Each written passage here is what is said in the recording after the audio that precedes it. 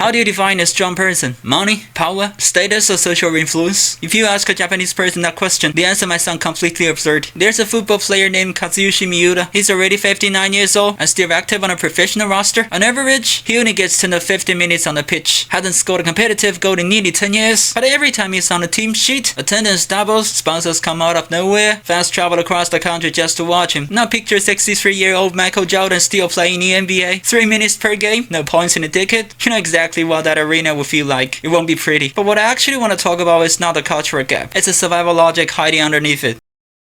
Most societies will tell you that strength is nothing about money or status. Japan says the same thing. They'll tell you that someone who has spent 30 years sweeping the same street can be a master of his craft. But here's a rule worth living by. Never watch what a society says, watch what it does. 1,000 years ago, Japan was badly defeated by China. Then for the next 2 centuries, they sent wave after wave of envoys to study the Tang Dynasty. Language, architecture, medicine, music, political governance. They imported almost the entire civilizational framework. And once they felt the lessons are learned, they officially cut the diplomatic ties. 500 years ago, the Portuguese arrived. Japan learned firearms technology and then eventually drove them out. About 180 years ago, American warships appeared on Japan's doorstep. They saw themselves are behind, so it started from Britain. Industrial systems, naval doctrine, they used what they learned to start wars across the region. 80 years ago, the United States was clearly on top. Japan observed the American market economy model. 30 years later, their economy peaked, and some people were literally talking about buying Wall Street. You see what's happening here? Japan has a very unusual relationship with strength. When they encounter someone significantly stronger than themselves, they become extremely humble students completely. They'll study, observe, copy, adapt, but once they believe they've learned everything they need, the attitude flips. Many IBM engineers who visited Japan in 1950s and 1960s described Japanese companies as extraordinarily respectful. By the late 1970s, the companies were the same, but the tone became much colder and tougher, not giving an inch at the negotiating table. And honestly, I'm not saying this to criticize, because in traditional Japanese thinking, this is not betrayal. It's a natural order of things, and they do themselves the same stuff too. For example, in professional sumo, who eat first, who bat first, or ranked by recent performance, reshuffle every 2 months. No results, no privileges. There was a comment on an earlier video asking, after observing so much Western influence, what's the change of Japan today? My answer is they're genuinely impressive. Really. Because for most people and most societies, when they face someone clearly stronger, there are 2 moves. Submit and depend, or resist and push back. Think about some European countries 90 years ago. Think about Ukraine after 2022. And now you know Japan's version is almost nowhere else in the world, and it runs extremely efficiently. If you're genuinely stronger, I'll learn from you completely and without ego. I'll only take what's actually useful, and I'll eventually pass you, and I won't feel a particular way about that. Honestly, if a person look at this purely as a model for getting stronger themselves, that person will be terrifying.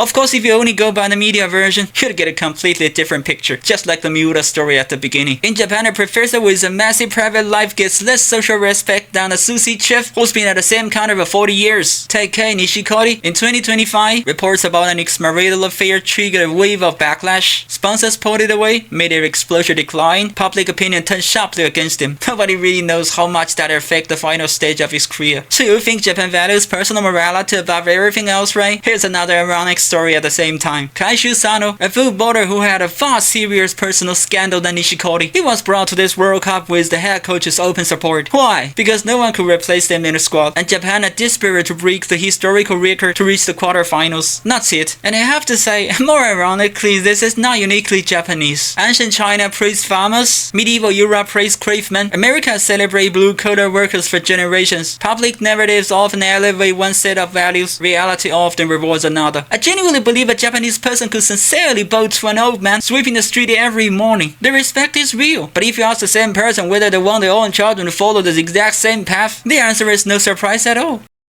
There's another myth that appears constantly online. The idea that historical Japanese warriors committed seppuku because they value honor above life itself. It sounds they were strong and noble, but the truth is those behaviors are nothing to do with courage and morality. In many periods of Japanese history, surrender carried enormous social consequences. Defeat wasn't just military failure, it was humiliation and social death. Ironically, if you go back roughly 500 years to the Sengoku period, warriors frequently switched sides. Defections happened all the time. Many of the extreme codes people associate with Japan Japan today emerged later as attempts to control betrayal. And in 1663, seppuku itself was even restricted by law. But about a century ago, some certain people found these stories are politically useful and promoted aggressively. Well, at the end of the day, it's all history. If you ask most young Japanese people today, they will tell you these ideas are strange and ridiculous. Just like I've mentioned in previous videos, anime pageant is nothing to do with the real Japanese society. Not even close. A lot of young people today have become surprisingly clear-eyed. When they hear words like strength, duty, mission,